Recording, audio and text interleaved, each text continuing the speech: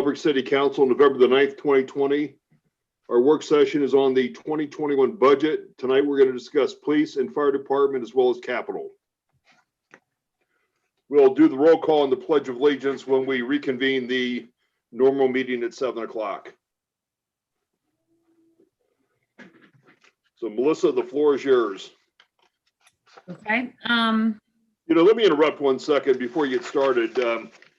When we approve these budgets for the city of Belleville, the way our government is organized, that gives Melissa the authorization to spend up to her spending max, which is $50,000, correct? And so a lot of these expenditures, once we approve them in the budget process, we don't necessarily see them again unless it's a large item. So by authorizing her to be our city manager, she basically runs the day-to-day operations. We don't sign checks. We don't necessarily approve POs. She has processes in place to take care of those things. But once we approve the budget, it's more than just sign off on a piece of paper. It's actually giving her spending authority and spending authorization on those items. Anybody have any questions on how that comes together? So once we sign off on it, it's as good as done unless it's over 50. And then if the 50 limit is too high, we can certainly talk about that. There's a lot of reasons that went into making it as high as 50. But once we sign off on an item in the budget, then that's kind of where we're going to go, and that's where the money's going to be spent. So with that comment, my apologies, Melissa, go ahead. Okay, so I'm going to screen share for you guys the budget. And we'll go through this. Okay, so let me minimize this. Okay. All right. So tonight we are going to talk about police and fire budgets, and we are also going to talk about capital as well. And we ran out of time at the last meeting, so I have asked our service director, Ryan Paisley, to be on the meeting as well in order to talk about any of his capital related items in his areas as well. So we're going to go ahead and go through this. So what I did was I just resubmitted the 2020 amended budget where we stand after the last supplemental appropriations. So that total for 2020 that was approved by council is $8,091,762. Keep in mind that's higher because of our North Bellevue project, as well as our CARES money. So that's a higher budget than what we've normally seen approved in the past. Our 2020 estimate, this is as of the end of September.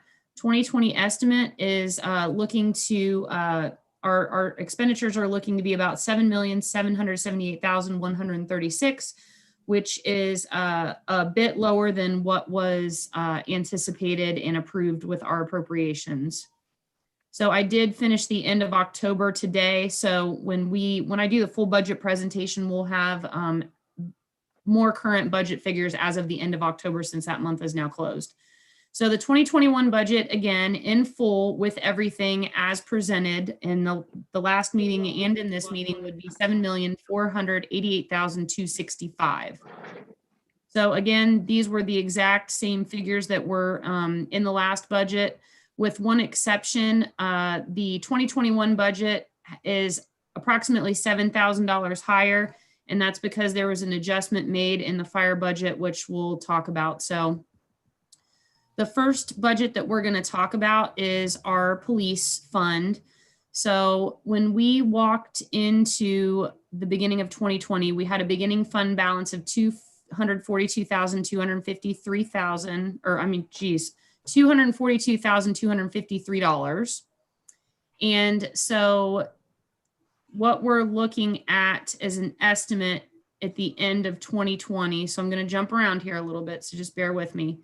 So at the end of 2020, we're looking to add about $95,000 to reserves, and that's going to bring our reserve balance to $337,778 projected. So something that's important to note here when we go through this, because I am projecting a deficit in 2021. However, there was a deficit that was projected in 2020 as well, and we ended up adding to reserve. So if you take a look right here, this 68,127 was the projected deficit for police at the beginning of the year. and we're looking to add about 95,000 to reserve. So that resulted in a swing of about $163,000. So it's about a 10% swing when we look at where the starting budget was. So when we look at our 2021 budget, this right here is a projected deficit of 154,270. Do I think that that's realistic? I don't think that we are going to look at a deficit that significant, but it will be something that we will watch in 2021. So what I'm going to do is I'm going to back up now to our to the beginning, and we're going to take a look at our revenues. So police and fire basically are supported by property taxes. So they have their own levies, and the property taxes are split between what we receive from the county, and then this property tax allocation is what we receive from the state. So it's projected to be within $5,000 from the 2020 budget. And this fund, along with the police fund, is supplemented by the general fund. And so I kept the transfer figure the same for 2021 as 2020, which is 150,000. So as you'll notice with, police and fire, sometimes these, because it's inevitable that our revenues are going to stay flat because they're supported by property taxes, and our expenses are going to continue to increase just with inflation alone. And so when these transfers start to become more from the general fund, then that's when we need to start really looking at the structure of the property taxes received and any potential future levies. I don't think that that's going to be a conversation that we're going to need to have necessarily right away, but it is something that we're going to have to start watching because the transfers are starting to increase. Just because this fund is not really revenue generating outside of the property taxes. You'll see that we do have some police receipts that come from the school security agreement and the football game security agreement, which come before council every, I think it's fall. But other than that, everything is very minor. So that's the revenues. So we're looking to be within about $5,000 above what was budgeted in 2020 for our revenues. Now, if you look how we ended 2020, our revenues were quite a bit higher than what were budgeted. And these budgeted figures actually come from the auditor's office. So, and this is going to be the exact same thing for fire too. So the property tax figures that we get come from the auditor. That's what's plugged in, and that's what we use. So sometimes it turns out to be more money in our favor, which is always great. And so that's just something that we watch with the two disbursements that we get from the county. Melissa, could you zoom out a little bit so we can see the headings of the columns as you're talking through it? You mean like this? See these headings? Well, if you zoom out, we can see the things you're pointing at the bottom of the page, but also see the headings. Yeah. Thank you. Is that better? And Melissa, we've received all of our property taxes this year, correct? Correct. We receive February and September. And we get some early payment on some of that stuff, but that $1,383,000 is going to be it for this year. Correct. That's actual. It's done. Yep. But we were budgeted at 1,317 and we got 1,383. So about $70,000 more from the county, and then the state was pretty much spot on. Do we know why the property taxes were higher? Was that something that we can expect, or is that? It could have to do with it's hard to put a general blanket answer on that, honestly, TJ. I think that there are probably some new builds that get captured, probably some improvements that get captured, because when people are doing additions and things like that and they need a county building permit, then the county will send somebody out and they'll reevaluate, and because they know that somebody's making changes.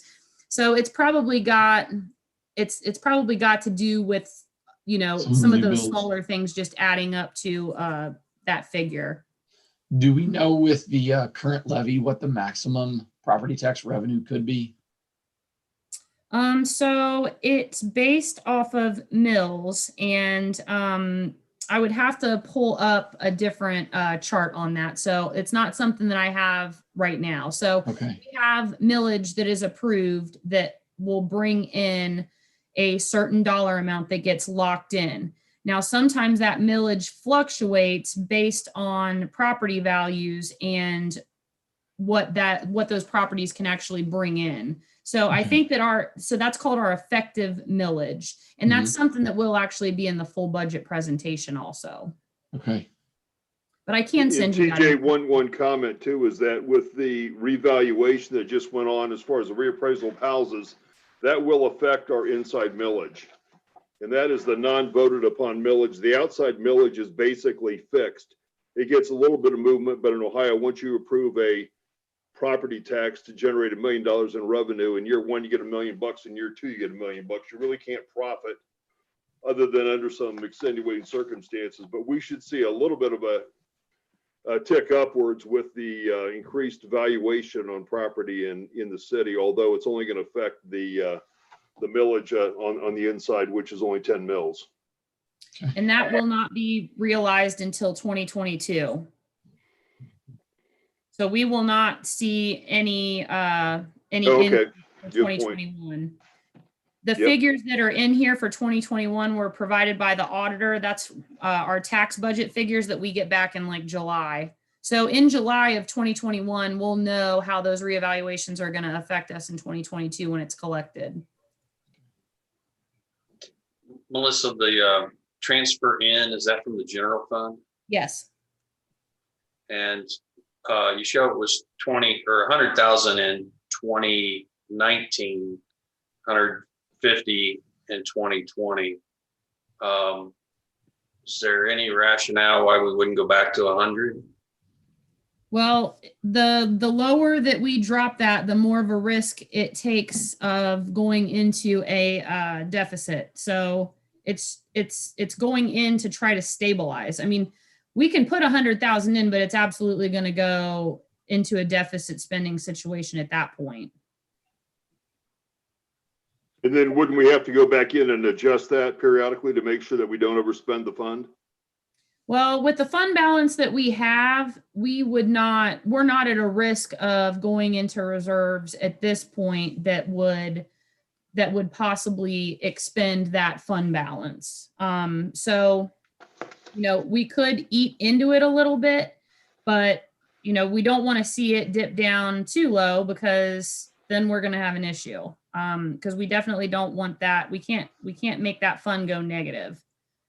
Right. So it's an effort to stabilize for now is what it is.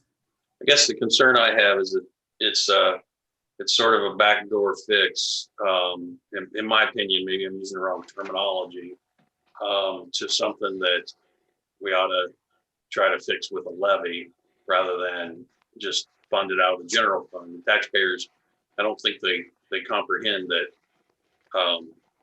some of the money that the city has that goes out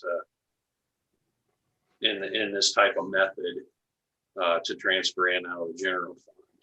Does that make sense? No, I mean, that definitely makes sense. I mean, that's definitely a conversation that can be had, we could definitely talk about, where the future of that fund is looking to go and at what point it might make sense to do something like that. Okay, thank you. And Melissa, let's save that for another night. Ernie, we've had levies for police and fire. We did a safety services levy. It did not pass. We came back with a fire levy that did pass. We've had pretty good luck on the fire side. We haven't had great luck on the police side, but let's save that whole levy conversation for another meeting. And that's got to happen in the next month or so, because we got to start thinking about 2021. Yeah, I didn't realize that. I just was concerned about taking money out of the general fund to support police and fire.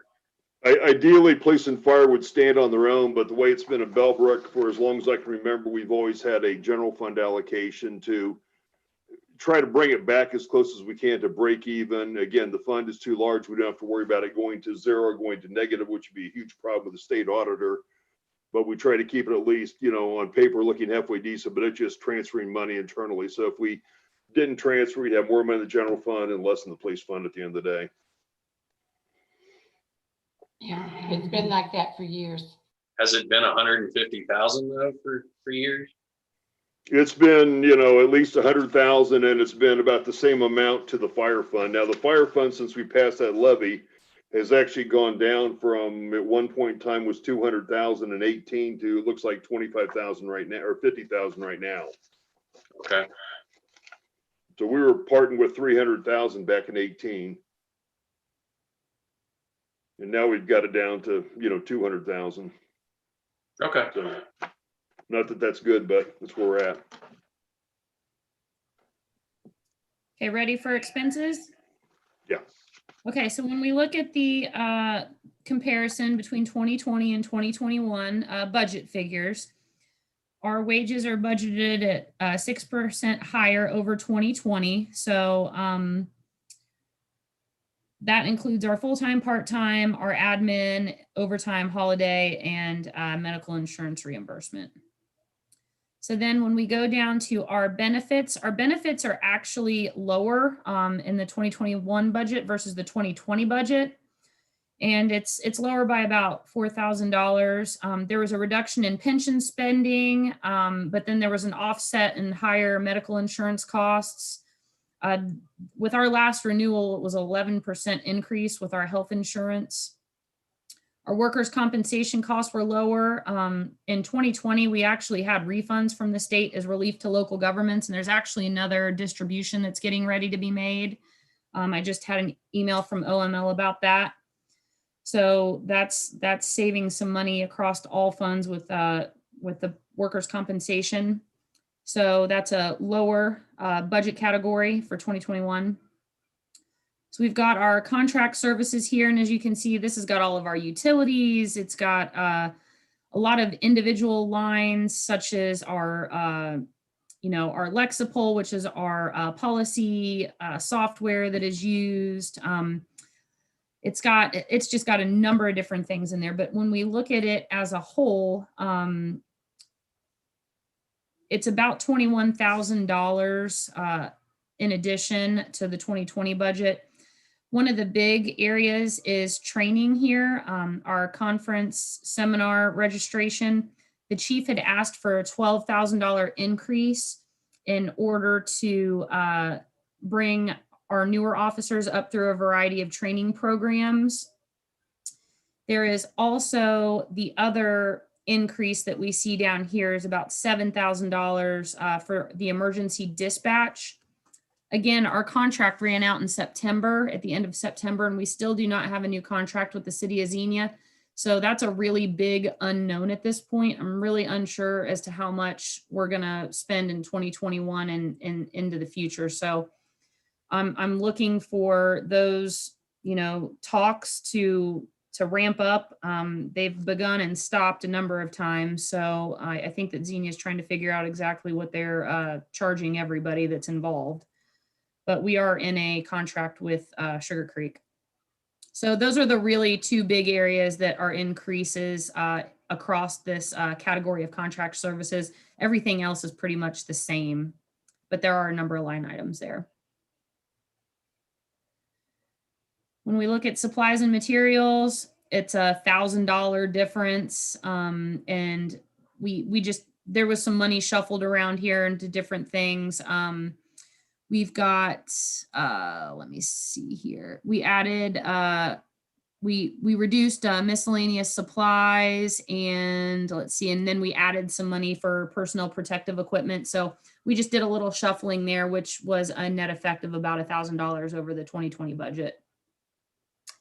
And then the last one is this other expenses. It's basically the line item that drives that is our settlement fees. That's what we pay the Greene County auditor to distribute our property taxes out to that fund. So as you'll notice in 2018, it was much lower. And then in 2019, it took a pretty substantial increase, which is going to continue. And the rationale behind that was that they hadn't increased in a long time. So then they hit it with us all at once, which is never a great way to do things, but it is what it is. So you'll see that in the fire fund as well, big increase from 18 to 19 and then just carries on. So again, looking at the budget, we're looking at a deficit of about 154. I don't think that that's going to happen. There might be a slight deficit, but not as significant as what is being projected just because of the conservative budgeting. So if that were to be fully realized, we would have an ending fund balance of about 183,000. Any questions about police? I've got one quick question. Okay. Full-time wage, overtime wages. So I have 3 pages back up at the top. Whoa. Sorry, I don't know what I hit, but it got tricky. There we go. So it's the 4th line down. As we go across, actual 2020 was 14,000.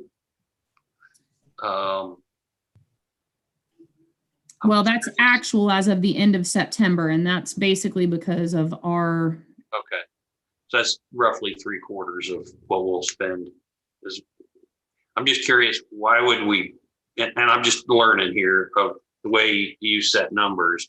Why would you set 35,000 for next year if we spent maybe 20,000 this year? Are you projecting that we're going to have more overtime? well, we are, I mean, I know that this sounds obvious, but we're in a pandemic. So we didn't have people taking vacations. We didn't have people that were, taking a lot of days off, which would need to be supplemented with overtime slots. There weren't overtime events such as the Sugar Maple Festival and Lions Club Festival. So, I mean, when you think about that, this year was a really off year. So I would not want to drop that down. I mean, I could drop it down, but my gut is I'd just be bringing it back up with a supplemental appropriation later in the year. Okay, thank you. I appreciate the explanation. Yep. Okay. Okay. Sorry, I had one question on the Yep. medical expenses. And we probably went through this when we were talking the contract. At 100 projected proposed budget for 2021 of 169,121. Mm-hmm. And then I see an HSA contribution of 35,000. Mm-hmm. I looked up just a quick math. We've got 13.5 FTEs. If you just divide 169 by 13.5, it comes to be about 12,500, give or take, for insurance. Seems a little high, but and it is what it is. I understand costs are going up. Do we go through a broker for that coverage? And have we ever looked at competitive pricing for the healthcare coverage? So we are in the Center for Local Government Benefits pool. So we are in a health insurance pool with, I don't remember how many other municipalities, but there is a broker that the pool has hired that negotiates our health insurance on behalf of the pool. Okay. It's a pretty large pool. I think that there's, I don't want to guess, but I mean, I think that there's like 20 or 30 municipalities that are part of it. Okay. I mean, I'm in an HSA at my employer, and I know my coverage is around $8,000 a person. And then I don't get the HSA contribution. It's just something to consider. It's about $50,000 difference. Okay. Yeah, I have not made any radical changes to our health insurance since I started. Okay. So I can definitely look into making some changes. If any data ever comes across, I'd just be curious to the average cost of of a low deductible healthcare plan, such as Okay. an HSA. Okay. Just making a note here. Okay. So does anybody else have questions about police? Okay. So as a supplement to the police fund, we have a police pension fund. So this is something that we are required to have, and it receives a very small amount of property taxes. And basically what we do is we have a share of our pension that comes out of this fund, since it receives property taxes, and we want to spend that down because there's really nothing that we can use on this other than pension. So we look at what's estimated to be received for the year, and then we divide that out over all the pays, and part of this is charged to this fund. So we get a very small amount of property taxes in, and then we pay it out straight out to the fund, the Ohio Police and Fire Pension Fund. So that's how that works. So it's very easy in and out. It's got a little bit of a reserve balance in it. And it's looking like that'll end at 2021 with approximately a $19,900 fund balance in that. Any questions about this? Well, so that's kind of the end of the police fund. Did Doug have any questions or anything he wanted to change, or does this pretty much include everything he would ask for? Or? So I'll let Doug make his comments, but just so that you know kind of how we did this is I sat down with every department head for 2 separate meetings, and we went over everything by individual line item and looking at where our estimates for the end of 2020 are realistically, as well as putting together the 2021 budget. So I'll let Doug comment on that.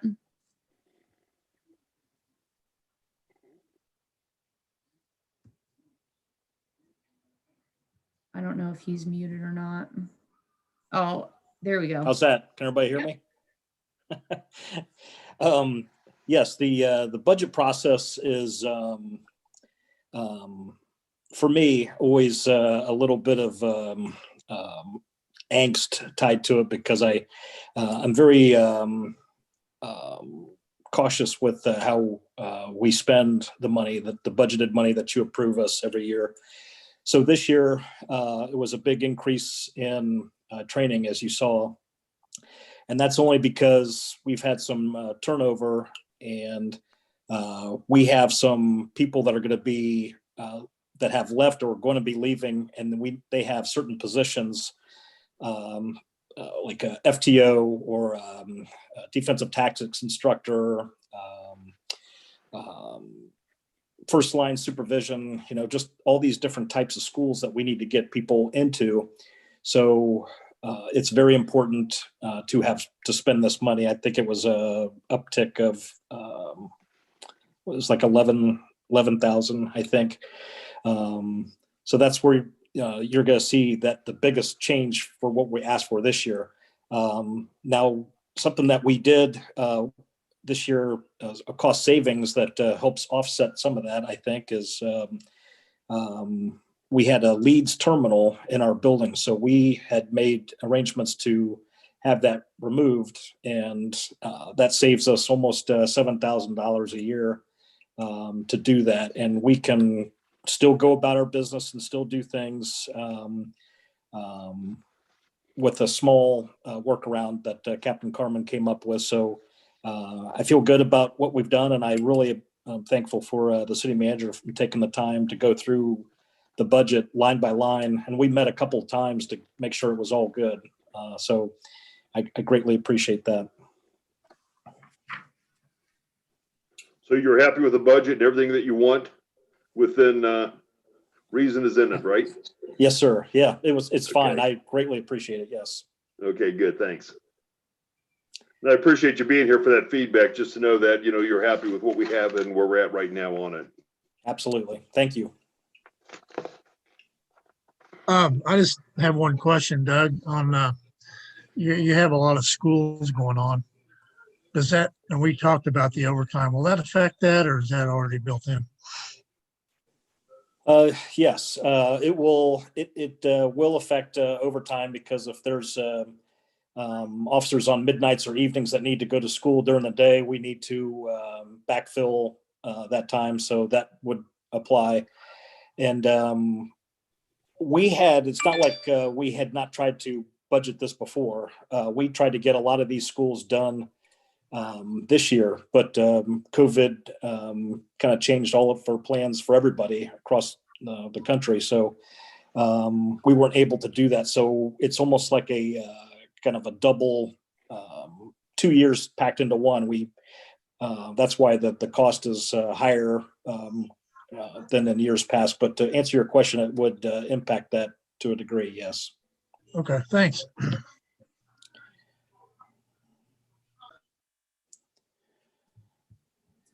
Ready to move on to fire? Yeah, I think so. Okay.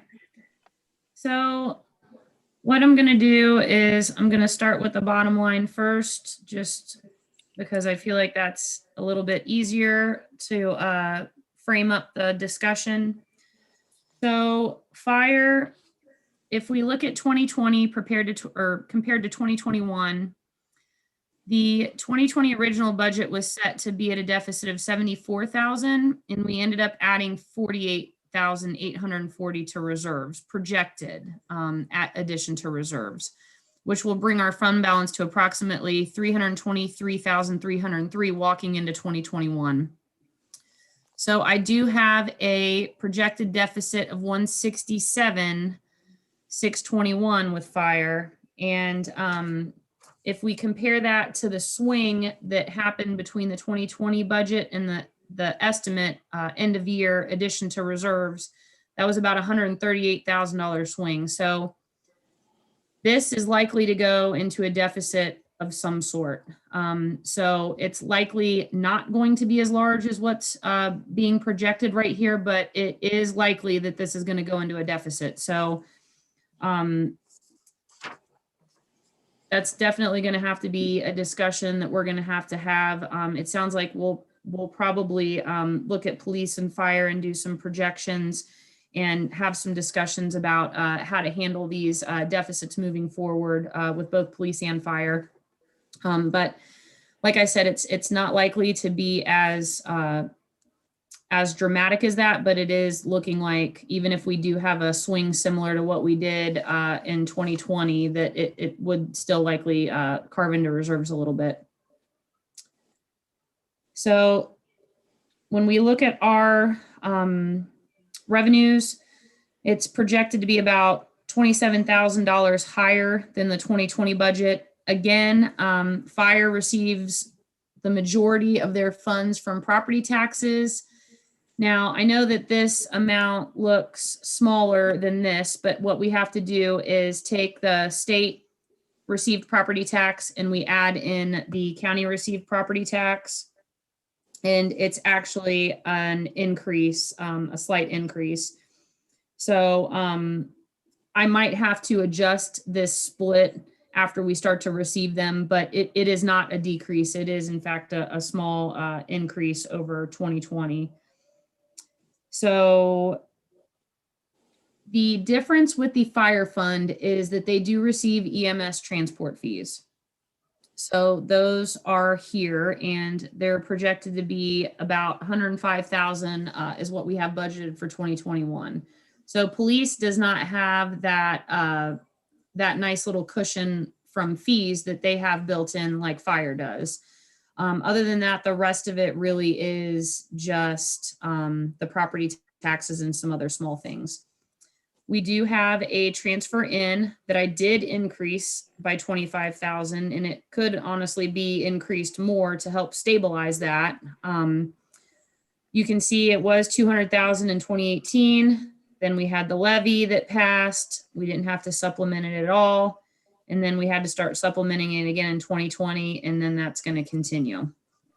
So even though a levy was passed in 2018, expenses go up, revenues stay flat. So it's going to be something that we're going to have to look at. Melissa, do we look at those transport fees annually? I know we talked about them, I think, way earlier this year. But I know last time we looked at them, we did increase those. I thought it was a fairly decent increase. So I can't remember, Chief Neidhart is on the call and he might be able to remember exactly what was adjusted. I know that our EMS biller compares our rates Okay. and makes recommendations. Jim, do you remember what the what the area was that they recommended increasing?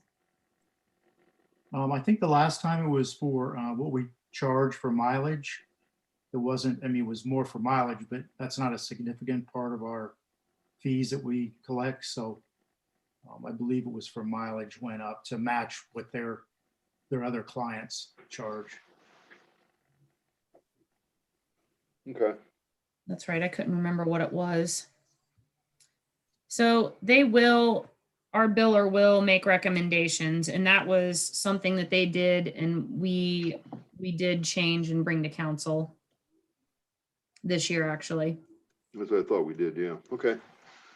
Thank you. Okay, so when we look at our expenses with our wages, over our 2020 budget to 2021, we do have, it's an 8% increase. So I usually budget about 6% for our wages, but we will have a payout at the very beginning of the year since Chief Neidhart will be retiring. So we have to budget for that, which was not budgeted before because obviously we didn't have any payouts in 2020. And then we're also in the middle of union negotiations. So it's kind of uncertain what's going to happen with that since it's not necessarily finished yet. So it is a bit more of a buffer there with those things versus 2020. When we look at our benefits, it's about a $25,000 increase. So we have a little bit of an increase with our pension fund. We've got medical insurance increasing by about $9,000.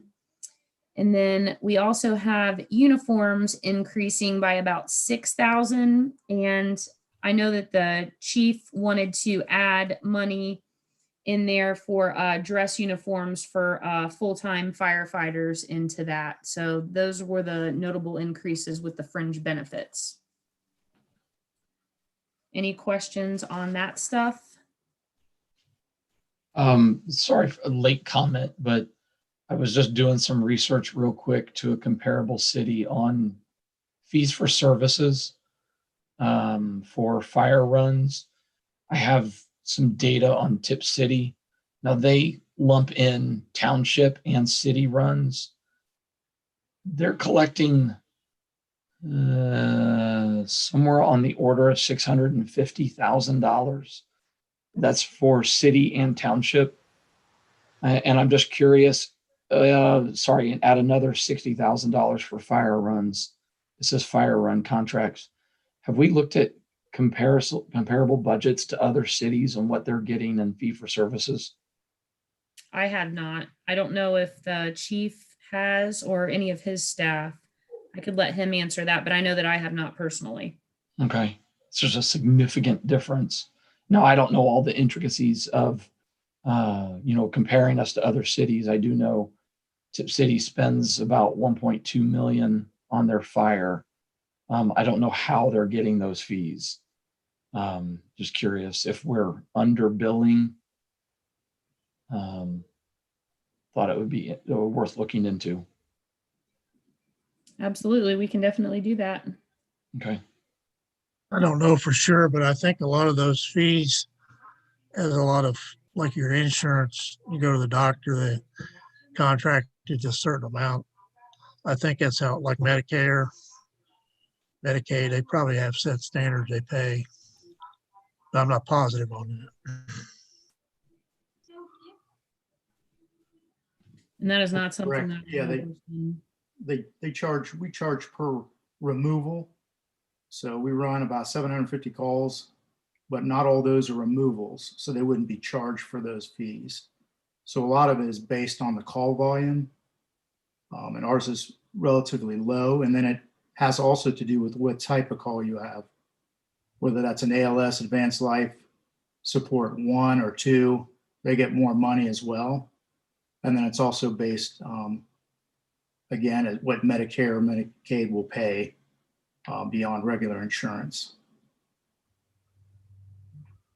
Those are the factors that go into it. We haven't looked recently, but again, billing company's pretty good about comparing us and others in their network, because obviously they get a percentage of that too. So it assists them as well if they can charge more. But we can look at that. Another question real quick here. Medical insurance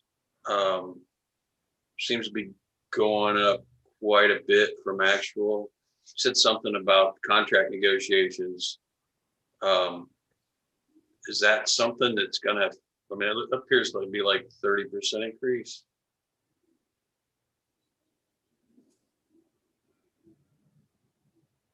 Is it something that we negotiated in the contract? Well, so we had an 11% increase this year, and I don't know what the increase for the next year is going to be until August. So we had budgeted 36,000, but our actual is going to be closer to 41. So if you look at what our actual projected is, then it's not a 30% increase. Got it. Yeah. Thank you. So yeah, we don't know what our rates are going to be until I think it's maybe it's July. It's the summertime. I know that. So Are we anticipating them being higher because of the negotiations? Well, not necessarily. No, not because of negotiations. I mean, our medical insurance, I mean, it always goes up. There's always an increase. It's just how much of an increase. Is it going to be 15% or 6%? Okay.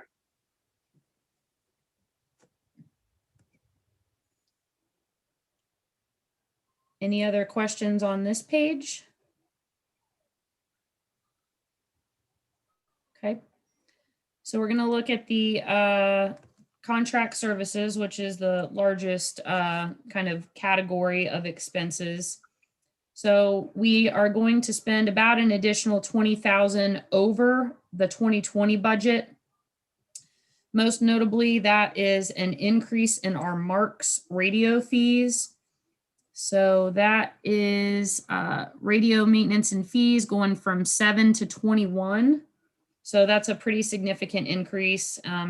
Not something that's within our control, and it's a necessity. And then I'm also bracing for about a $5,000 increase with emergency dispatch. Again, just like with police and with water, the meeting before, we don't have a contract. I don't know what those figures are going to be. So I'm just doing my best with trying to project that, but I could be wrong. So it's hard telling with that one. So those two areas alone make up the difference between 2020 and 2021. And then it is worth pointing out, this is for our EMS transport billing fees. So the company that we use in order to bill, we're budgeted the exact same this year as last year, about $7,500 that we'll pay them for that service. Any questions about contract services? Is that fee based on so many runs, or is it just a flat fee? Chief, do you know how they bill us for the EMS billing? I'm not 100% sure off the top of my head. It's a percentage of the number of runs they bill for us.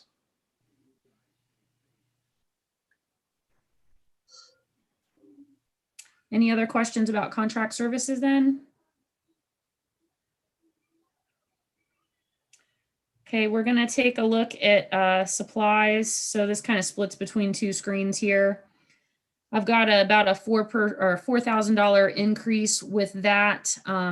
So that is really here in hardware, software. We have some extra money there.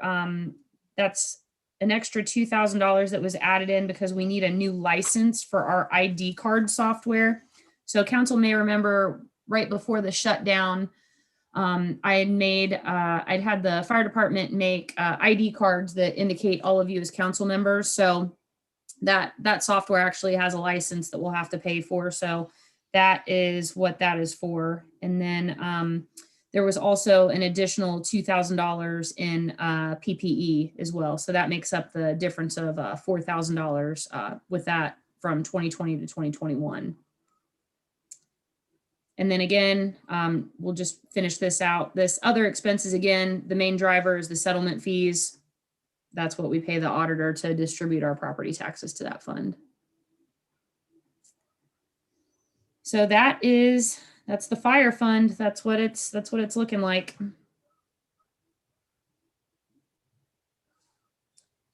Any questions before we move on and take our first well, it's not our first look, but our second look at the capital. All right. I take silence as acknowledgement. We're ready to move on.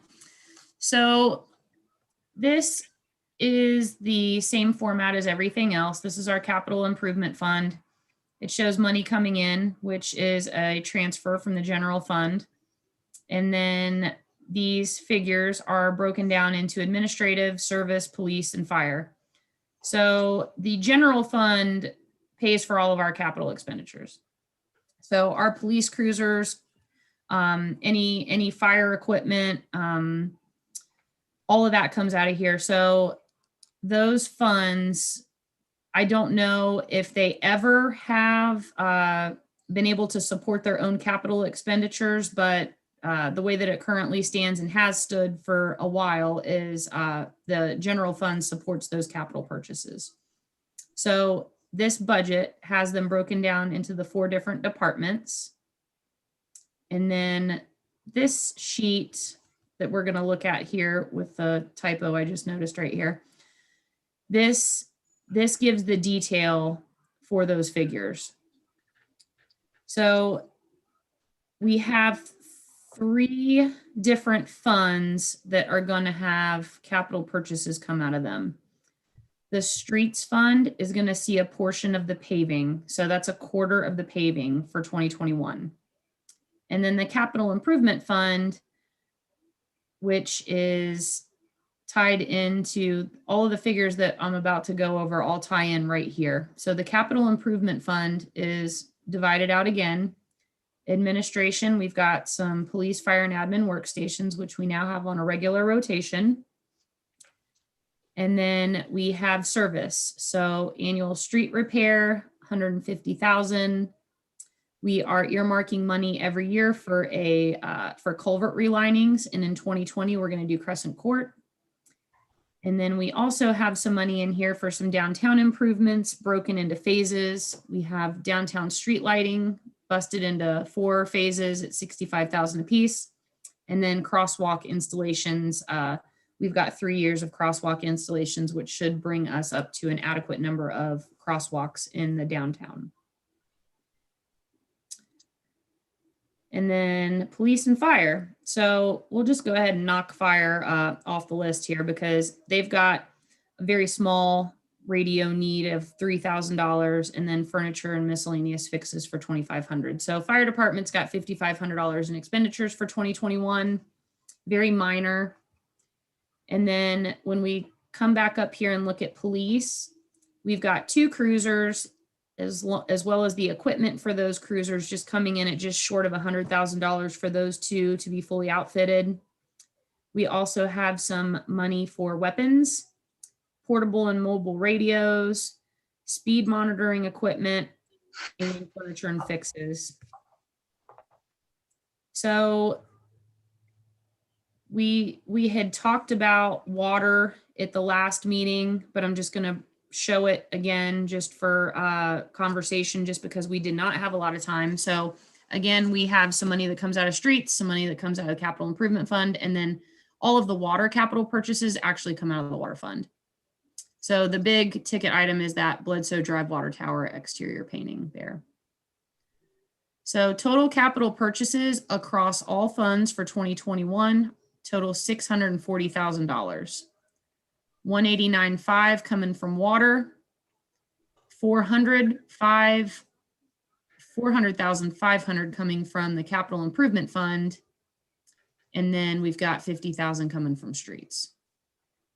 So we've got about 9 minutes before the regular meeting, which I know is not that much time. I've got Ryan, Doug, and Jim here. And I know that I was speaking with Nick earlier, and I think that for future budget cycles, we should probably make the capital improvement budget its own work session. So I don't know how everybody else feels about that, but that would be my recommendation so that we have more time to kind of talk about these things in full.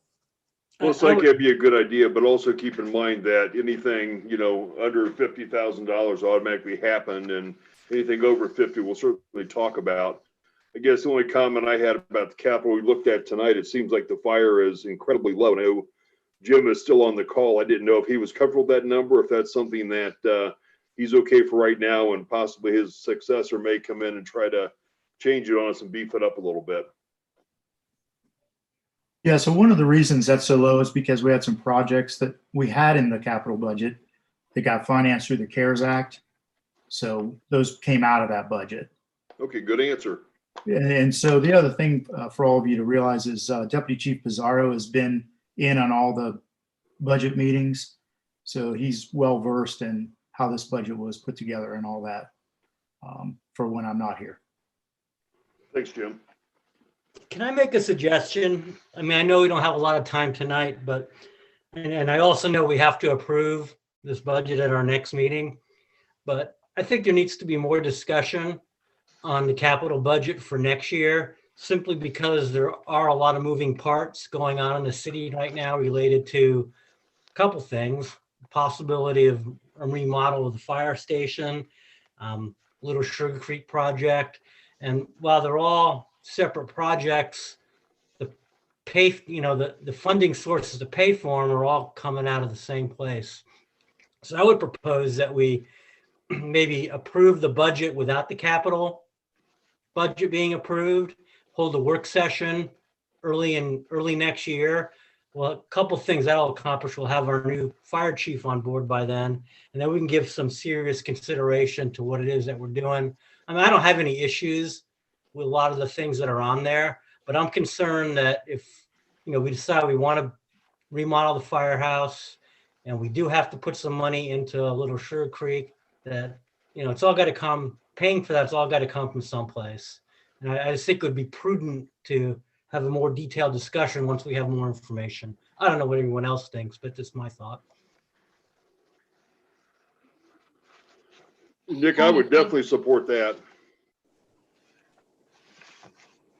I kind of think next year's still going to be up in the air because of COVID. So approve it for this year and start the conversations early next year for 2022.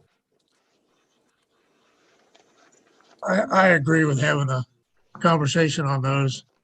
The one that always kind of makes my stomach drop is Little Sugar Creek. That's kind of an unknown compared to what we had engineering done. It's still kind of that unknown. It's kind of hard to figure that out. Yeah, you can't make a decision on an unknown. No. We need more I investigation on just think it would be prudent from a standpoint of how our taxpayers are going to view it. We may be asking them for quite a bit of money, and I don't want to ask them after we've already spent $600,000 on other things. We may do that, but I just think we need to have more discussion on it before I guess if something comes up in the first quarter and the capital budget isn't approved, if it's under $50,000, Melissa could probably do it. If it isn't, then we could certainly have some sort of a meeting and discuss it and pass an ordinance to approve it. I don't want to delay anything, but I'm just concerned. COVID's a good point. I don't know what's going to happen next year. I just think we need to err on the side of caution. Just my opinion. Well, a budget is just a guideline. It isn't written in stone. Oh, I know, we could approve it and say, this is my other thought, we could approve that capital budget and say, we can't spend it until third or fourth quarter of next year. I mean, there's lots of ways around it, but, I don't know that it doesn't make any difference. We just need to have more of a detailed discussion. I thought we were required to have a budget totally approved by the end of the year. I don't think we have to have the capital, do we, Melissa? I think we have to have a budget for any expenditure we make, and if we don't make any capital expenditures, I think we'd be covered by not having a capital expenditure budget. Yeah, we Is that could just right, or- approve an operating budget and then we could do a supplemental appropriation to include capital allocations. I'd like to go in that direction. I think it'd be a good idea, Nick. Okay, thank you. Any other thoughts on council about it? My only 2 cents is that we thought it was going to be a lot worse than it was, with certainly what is the brunt of COVID. So I think a little bit of cautiousness is important, but I wouldn't want to kick the can down the road too far and not have a plan like Councilwoman Middlesetter's kind of suggested.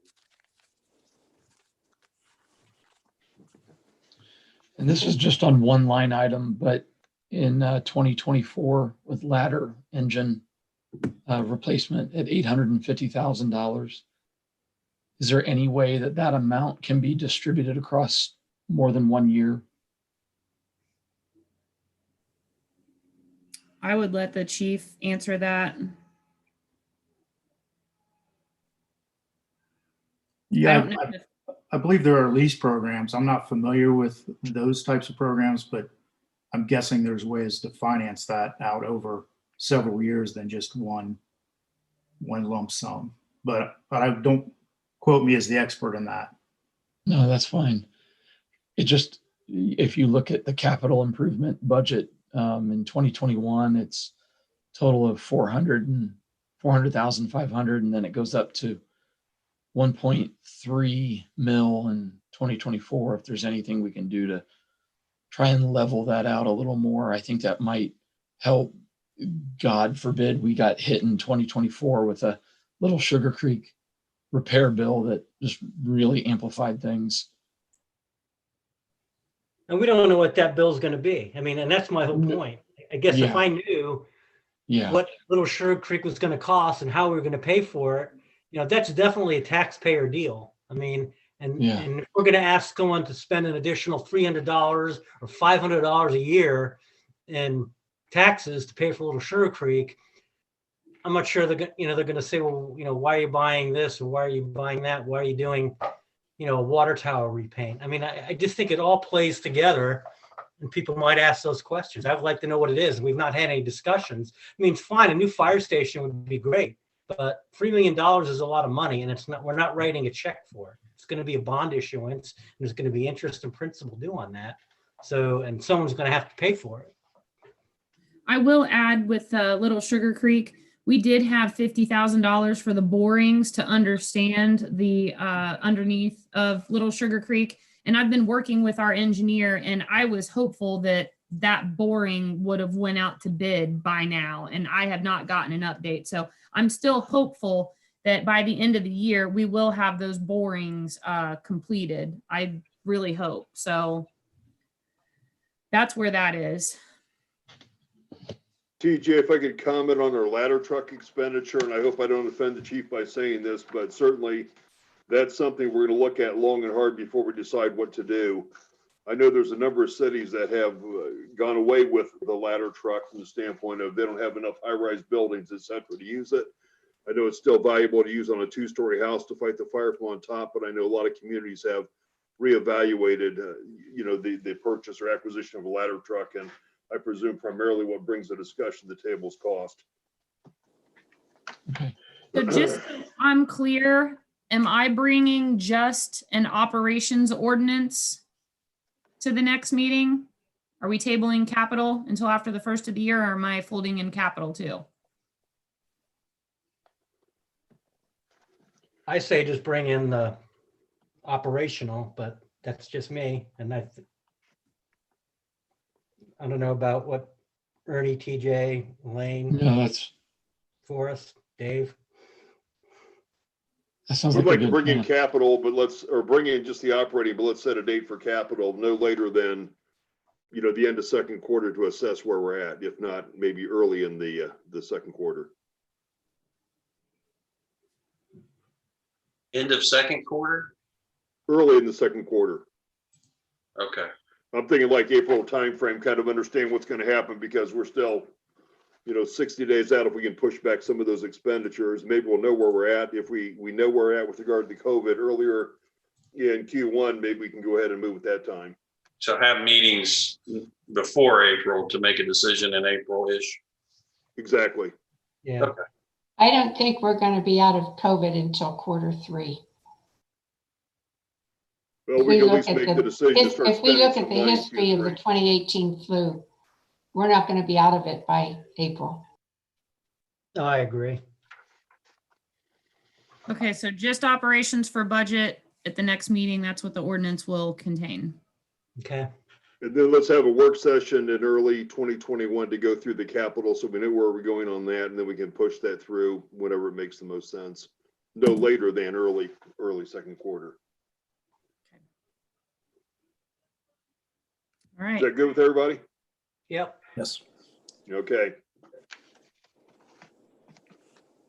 Ready to adjourn our work session, go into the regular meeting? Yes, Mayor. That being the case, I'd like to call to order the meeting of Bellbrook City Council. Today's date is November the 9th, 2020. If you could stand and join me in the Pledge of Allegiance.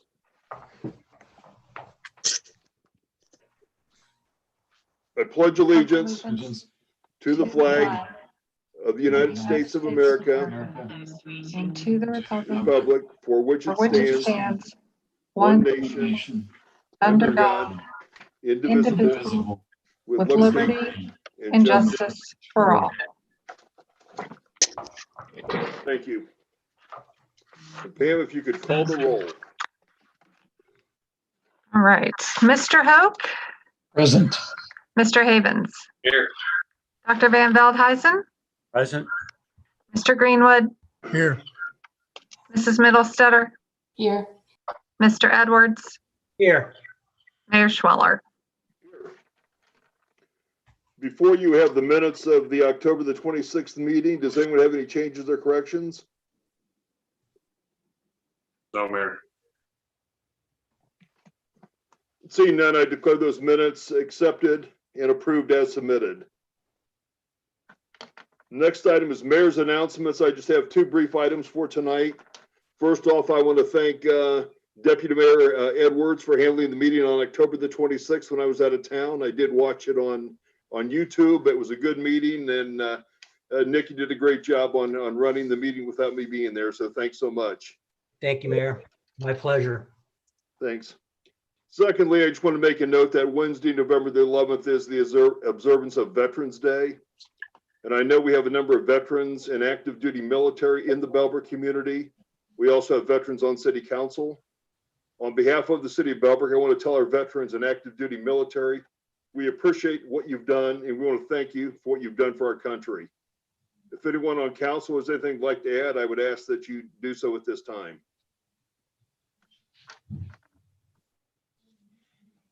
thank you, Mayor, for bringing that up. I think Bellbrook is really appreciative of their veterans. Thank you. Good, thanks. we are a Purple Heart city, so that says a lot. Absolutely, absolutely. Anything else? I guess one other quick item, it's kind of interesting. I did get the CARES Act Greene County grant application summary, and I think we got, I believe, 11 entities funded to the tune of about $80,000. So I think it was a nice program, and I certainly appreciate the county administering that program for us. Next on the agenda is the public hearings, of which we have none. I think Nick had 4 of them last week, so we're kind of good right now. We do have introduction of ordinances. Ordinance 2020-11, Councilman Hoke. Thank you, Mr. Mayor.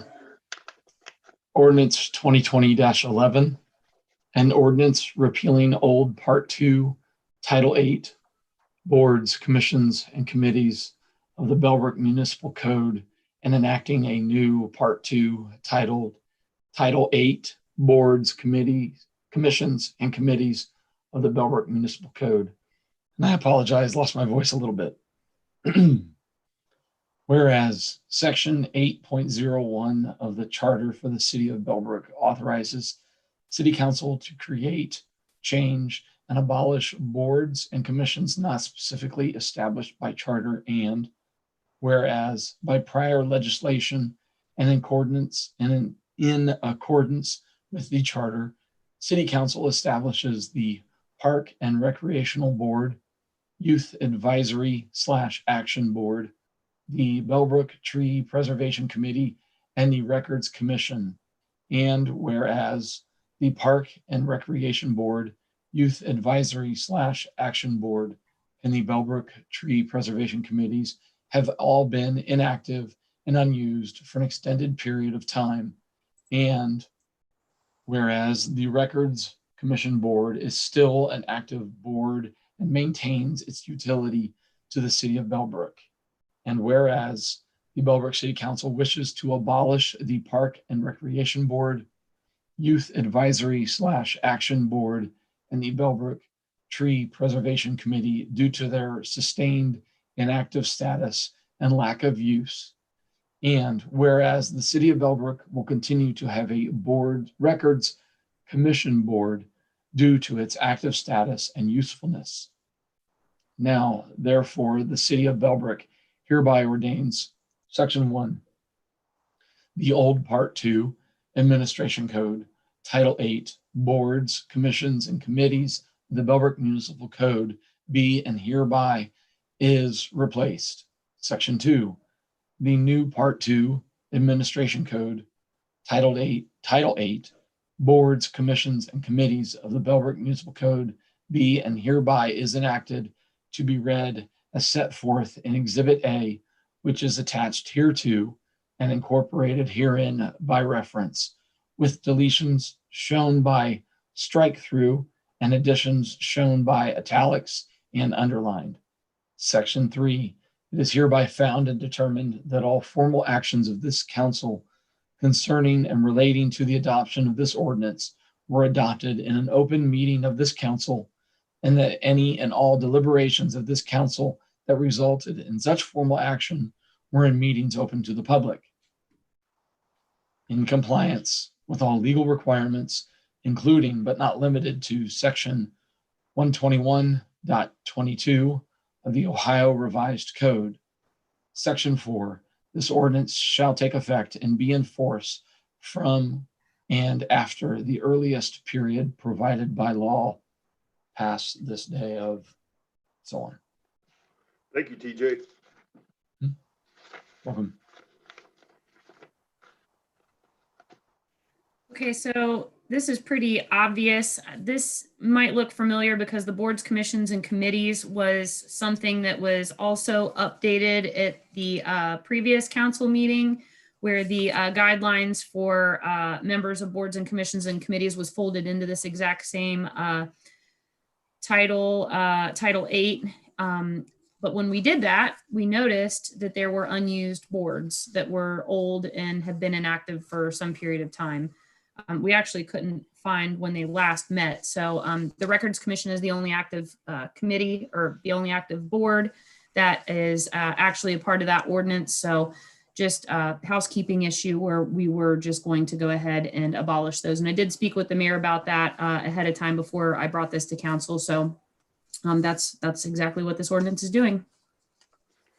And Melissa, I think that a lot of the park-related boards were back when Bellbrook controlled their parks and the township had their parks. So once we went ahead to the park district, so to speak, then we had no longer use for them. Any other comments or discussion regarding ordinance 2020-11? The only thing, I think there was a little bit of discussion, the latest I can ever remember, on with the board with the trees, is maybe making sure we diversify any trees that we have in the city because of the new diseases coming in. We don't I have think- all, I think a lot of that was, there was some investigation of being a tree city. And the work that goes into that is, I think, beyond what we want to deal with. I think we can accomplish that without being officially designated as a tree city. And Sure. I think that's what that board was for. Any more discussion? We have a motion regarding ordinance 2020-11. I'll put forward a motion for 2020-11. In a second. I'll second. Thank you. Right. Dr. Van Veldhuizen made a motion to introduce Mr. Hoag made a motion to introduce ordinance 2020-11, an ordinance repealing old Part 2, Title 8, Boards, Commissions, and Committees of the Bellbrook Municipal Code, and enacting a new Part 2, Title 8, Boards, Commissions, and Committees of the Bellbrook Municipal Code. And this was seconded by Dr. Van Veldhuizen. Mr. Hoag, Yes. Dr. Van Veldhuizen, Yes. Mr. Havens, Yes. Mr. Greenwood, yes, Mrs. Middlestetter, Yes. Mr. Edwards, Yes. Mayor Schweller. Yes. Thank you. Next up is ordinance 2020-12. Dr. Van Veldhuizen. All right. Thank you, Mayor. Just checking I'm not on mute before I go to the file. So ordinance number 2020-12, an ordinance to approve the rezoning of 2006 Bonnydale Drive from O1 Office Building District to R1A, One Family Residential District, and to amend the official zoning map of the city of Bellbrook, Ohio for the property located at 2006 Bonnydale Drive. Whereas the planning board conducted a public hearing on October 22nd, 2020 concerning the request to rezone 2006 Bonnydale Drive from O1 Office Building District to R1A One Family Residential District. And whereas the rezoning from O1 Office Building District to R1A One Family Residential District will make the zoning of 2006 Bonnydale Drive consistent with other area properties. And whereas the planning board was presented, reviewed, and voted to approve the request to rezone 2006 Bonnydale Drive from O1 Office Building District to R1A One Family Residential District, and to recommend approval of the rezoning request to City Council. And whereas City Council adopts the recommendation of the planning board and approves the rezoning of 2006 Bonnydale Drive from O1 Office Building District to R1A One Family Residential District. Now therefore, the City of Bellbrook hereby ordains, Section 1, the Bellbrook City Council accepts the Planning Board's recommendation and hereby amends the official City of Bellbrook zoning map from O1 Office Building District to R1A One Family Residential District for the property located at 2006 Bonnydale Drive. Section 2, it is hereby found and determined that all formal actions of this council concerning and relating to the adoption of this ordinance were adopted in an open meeting of this council, and that any and all deliberations of this council that resulted in such formal action were in meetings open to the public in compliance with all legal requirements, including but not limited to Section 121.22 of the Ohio Revised Code. Section 3, this ordinance shall take effect and be enforced from and after the earliest period provided by law. That's the ordinance, Mayor. Thank you, Dr. Dave. So attached to this ordinance, you will have the staff report prepared by Jessica Hansen that went to planning board that outlines the property and the request and some history associated with it. And actually, Deputy Mayor Edwards was on planning board, I believe. He mentioned when this was converted to its current state and classification as an O1 office building. So there was some discussion that is mentioned on page 2 of the staff report that when this was originally going before planning board for rezoning, many of the board members were not comfortable with it becoming an office, and it did end up going through. So this request is to take the property back to its original residential status. So staff did not see issue with this, nor did planning board, which is why it is coming before council in ordinance. And then there was also an attachment because the zoning map would need to be updated. And that attachment was also there, which would be the updated zoning map with this property reclassified as residential if approved. So that's it. Melissa, I do remember some conversation about it on council, and I think at that point in time, we thought it was going to become somehow affiliated with the medical practice across the street. And then we found out it was open for rental for another business. So I'm all in favor of putting it back to residential and not rezoning it again to O1. Yeah, I was on council when that went through. It was kind of a sneaky move by the property owner, I believe. But problem was that when it was residential, it was being used as a rental property. So there was some noise issues and late night party issues and that type of thing too. So not always, residential isn't always the best on a busy street like that. Then when it turns into rental property, there are other issues that come up. So we'll have to watch it. Thanks. Any other comments or discussion? Ordinance 2020-12. Melissa, what year did you say it was switched? Jessica's note said early 2000s. I don't know if anybody else's memory serves better for a target, but she said early 2000s in her staff report. And there's no more restrictive residential classification we can give it, is that correct? Like Elaine said something about it being a rental property. We don't have a classification that prevents rental property or anything like that, do we? No.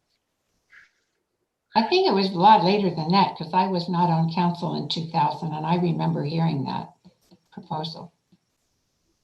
I can double check that for the next meeting. I did notice that the taxes almost doubled, I think, in 13 or 14. So I assumed it was switched then. That sounds more in line with what my memory is. So it's certainly gonna, I would assume, gonna affect a little bit of tax income for us, but not dramatic. And across the street, the fire department, the veteran plant, and all of that is still coded orange. Is that residential? So let's see. Yes. So it's probably an acceptable use. Same with the school. So Southeast Street is residential where the school is. So that's an acceptable use of a residential zoning district. Okay. It's tricky up there in that part because one block is commercial. And it's one of those, you've got a major street that's gotten very, very busy. And if it follows the pattern of most towns, it will eventually go commercial. That's just, you look around, that's what happens. Melissa, Yes. if I may, ma'am, when you are looking up the details on the rental property, would you also please find out and just remind us all on the rules on Airbnbs? That issue came up before Plan and Zone a couple of years ago, and just rental Airbnb, I think, share a lot of potential issues. I'd just like to be reminded of where we stand on that also. Yes, I can update. Thank you. I think Airbnbs were actually banned from the city a couple years ago. They were, but I think that they aren't banned, if I remember off the top of my head, from like the central business district, but they were from like the residential zoning districts. So I need to look that up to be sure. But I feel like that's what was done. If you would, because that came up when when I was sitting on planning board, and I, like you, am fuzzy on what the exact outcome was. Yep, I can definitely provide an update. I made a note. We passed an ordinance on it, and I think you can have them, but you have to have at least a 30-day stay, if I remember correctly. I think that's right, Forrest. That's what I Yeah. remember. That's what I remember too. It's the weekend things that were causing the problems. Do we want to move forward on ordinance 2020-12 or wait till we find out the answer to the Airbnb and the zoning potential for this neighborhood? I don't see a problem moving forward. I would agree. I don't see any issue holding us back. Okay, I think it's good to go. okay. Think we have a motion regarding ordinance 2020-12? Yes, Mayor, you do. I'd like to make that motion to adopt it, please. I'll let Thank you. In a second second. Thank you.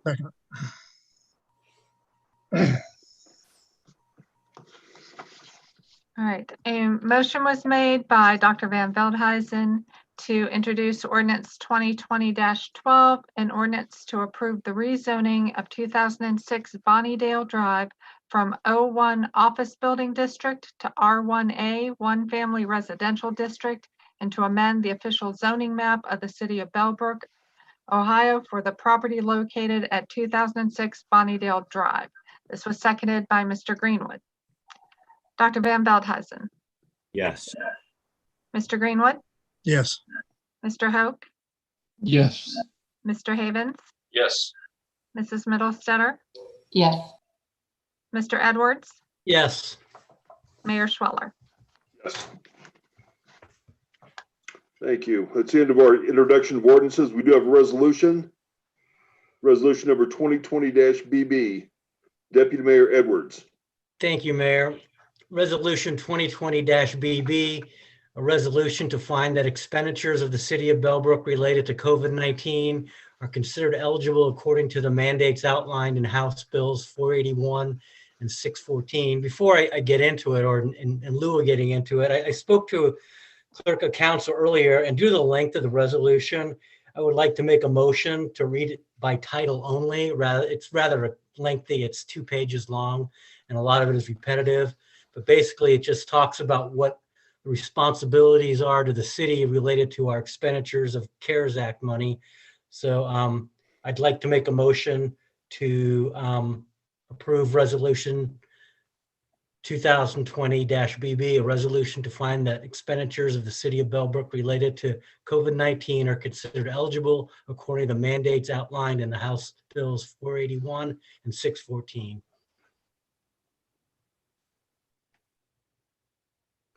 Any discussion of council? None for me. We do have a motion on the floor. Can I please have a second then? I'll I'll second second. it. Thank you. A motion was made by Mr. Edwards to adopt resolution 2020-BB, resolution to find that expenditures of the city of Bellbrook related to COVID-19 are considered eligible according to the mandates outlined in House Bills 481 and 614. This was seconded by Mrs. Middlestetter. Mr. Edwards, Yes, Mrs. Middlestetter, Yes, Mr. Hoke, Yes. Mr. Havens, Yes. Dr. Van Veldhuizen, Yes. Mr. Greenwood, Yes. Mayor Schweller. Yes. Thank you. That's the end of our resolutions for this evening. Next up is the city manager report. Okay. So I wanted to update everybody on the fire chief search. The first round of interviews will be happening the week of November 16th. So that'll be next week. We'll be doing them over the course of 2 days. And then council will interview the top 2 candidates on either November 30th or December 1st from 6 to 8 p.m. approximately via Zoom. So I would like to get the second date selected this evening so that we can all be prepared in advance. So I know that I received emails from some, but not all. So the 30th is a Monday and December 1st is a Wednesday, I believe. I can never remember how many days are in the month. So I'm sorry, Monday or Tuesday. So there are 5 Mondays in November. So it's right after Thanksgiving, keep in mind. So does anybody have any preference? I have no objections to either date, so I'm flexible. I'm good with both. Other date's good with me. I'd prefer to stay away from that Monday, but either one's fine. I'm good with either date. Do we want to pick Tuesday then and make everybody happy? Sure. Okay, Tuesday the 1st, it is 6 to 8 p.m. Details to follow. The mayor mentioned the Greene County Cares Small Business Grant. So we had 11 businesses that were able to receive funding. So that was really great. We were able to designate the county as the grant provider. They just have the capacity to be able to do that. So they did that within the Department of Development, and they did a great job. And I thank them very much so for helping out our local businesses. Third and final newsletter of the year is going to print this week. So it has been reduced in size. It was typically, I believe it was 12 pages. Now it's 8, I believe. So it is a little bit smaller, so that'll save a little bit of money, but it's just, there's a real lack of activities with everything going on. So the end of year is happening. We're now in November, so end of year financial reviews are occurring, and the next meeting will also have our final supplemental appropriation if needed. And catch basin cleaning. So the service department has been working to clean out catch basins this past week, and that's an important part to keeping stormwater flowing. So I think that this was also brought up at the last council meeting. So we just ask that people appropriately handle leaves so that they don't end up in the street gutters and clogging the catch basins. And that's it for me. We need to remind people not to put them in the streams as well, because a lot of people think they can dump leaves and branches in the creeks. Any other questions or comments on the city manager report?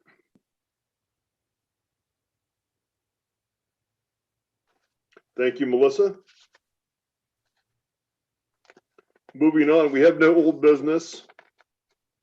We have no new business. This brings us to committee reports. Service, please. Thank you, Mayor.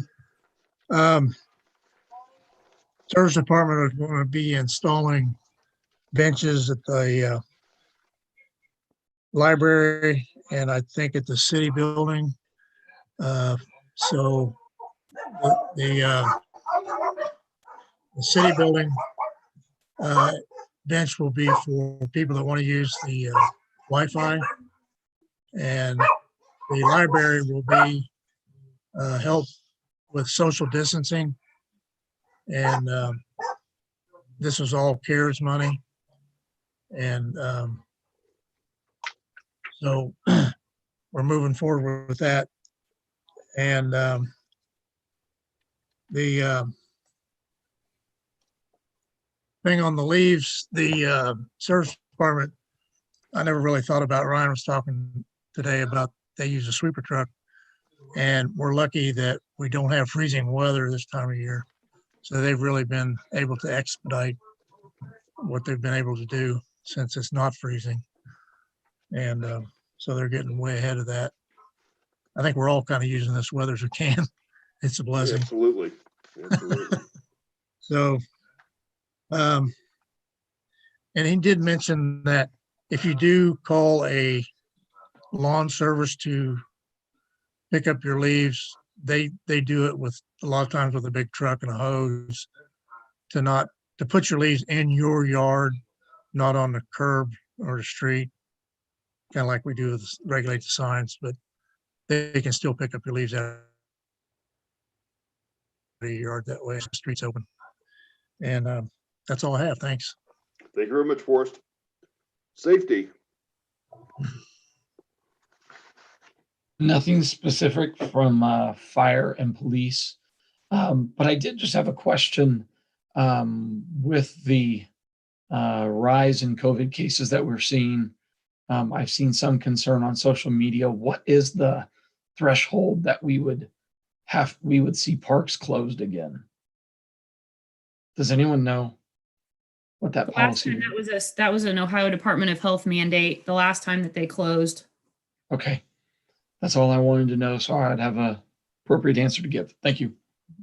That's it. Okay, thanks, DJ. Finance and audit. Just, we had our second work session tonight on the budget, and that was for fire and police. And we'll be bringing the budget to the public hearing on, let's see, introducing it on November 23rd and approving it on, or hopefully on December 14th. That's all I have. Thanks, Nick. Elaine, community affairs. Don't have anything for community affairs this time. Okay, thank you. Pam, this brings us to the clerk update. All right, so for next time, our next meeting on Monday, November 23rd, we will start again with a 6 o'clock work session. This one will be a follow-up to the two sessions we had before budgeting, which were on the CIC and the fire station proposal. So we'll be talking about those things next time. I do want to bring up, we are coming to the end of this year and going to be starting next year, and need the council to decide when they would like to do a work session on goals for the year. So if everybody wants to think about that, and you can email me your choices and we can see what you all would like to, how you would like to proceed with that. Legislative items, of course, the budget items will be coming forward. Always end of the year, you know, probably a supplemental appropriations. Hoping to have the come from the planning board. They meet later this month, and hoping to have the vacancy registration requirement ready for you to see. Also, possibly Article 14 update and 1820B sign code update. So they've been working a lot. Also, December 14th be a perfect time to do the clerk's annual review. So know that that's coming up. And I think that's all for me.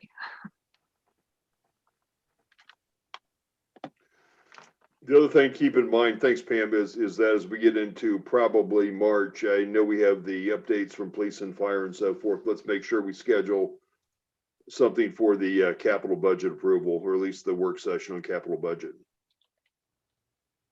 I'd really get that out there sooner than later so we don't forget about it. But thanks for the update.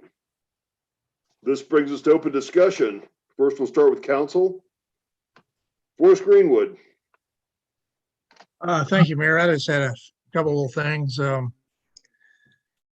recently had some tenants move in from out of town, and they were impressed with all the parks and recreation places we have in the area. Also, I think it was the end of last month, the Spring Valley Shooting Range opened up, and that's probably one of the finest shooting ranges in the state. With COVID going on, and people kind of need to take a load off their mind. You know, if you enjoy that sport, it's there now. Everybody cooped up in the house and stuff. That's a good way to unleash some of that tension.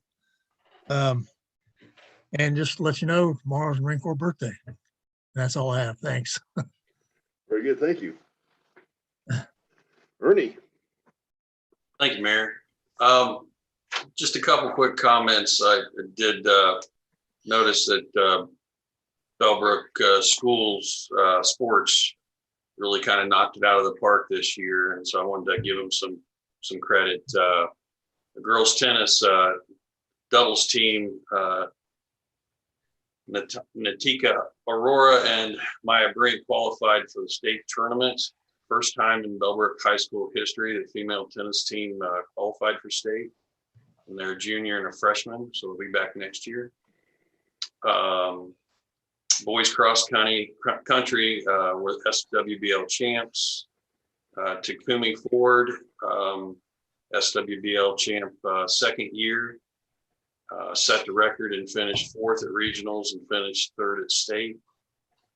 Football, they were the SWBL champs, regional semifinalists, and they definitely had support from the Marching Eagles throughout at the final playoff game that they were in. Volleyball SWBL champs, and girls soccer and boys soccer both district semifinalists. Just did a phenomenal job this year. Really glad to see them come together and compete at such a high level. And I just want to say good job. Lastly, to kind of compliment what the mayor started our meeting out with Veterans Day. Veterans Day is this Wednesday. Not only would I recommend thanking a vet for their service, but maybe make an effort to reach out to a vet, say hello, ask them how they're doing. Veteran suicide rate has been extremely high and growing over the last decade. And I'm sure that this year is not going to be an exception. So make your Think a Veteran count a little more by reaching out. Thanks. Thank you, Ernie. Councilman Hoke. Just to add on to the comments that Councilman Havens mentioned, congratulations to the 6th grade football team for winning the Super Bowl. So Very good. that's all I got. And I think that's about all I can say. Good. Councilwoman Middlestetter. Okay, I just have one thing. We had an incident in our neighborhood actually yesterday. Somebody was shooting off fireworks to scare away the buzzard hawks that have nested in the trees around here for a number of years. It sounded like gunfire. And in this day and age, to shoot off, first of all, fireworks are illegal to shoot off in the city, but to send off sounds that sound like gunfire is extremely unwise. It terrifies people to hear what literally sounds like a gunshot. So just remind people not to do that, and also to remind them that buzzard hawks do not pick up pets. They eat small rodents and small birds and insects. Thank you, Elaine. Dr. Dave. Thank you, Mayor. Just nothing tonight. Thank you. Deputy Mayor Edwards. I don't have anything tonight, Mayor. Thank you, Nick. In addition to observing Veterans Day, one of the other things we have done in the past is this Avenue of Flags. And I think that program is sponsored by the Optimist Club, and I think there's sign-up cards for that at the Bellhop Cafe. And if you're not already participating in it, I'd ask you to at least considering do so. It'd be nice to have all our streets aligned with flags on all these big holidays. I know it's a pretty big ask, but it's something that you'd be interested in doing. I think the Optimists do it, and I think you can pick up the sign-up cards at the Bellhop, unless anyone knows different. Do we have anybody in the viewing audience, Pam? Okay. Anything else that should come before council at tonight's meeting? Seeing none, I declare this meeting adjourned. Thanks for your attendance. Thank you.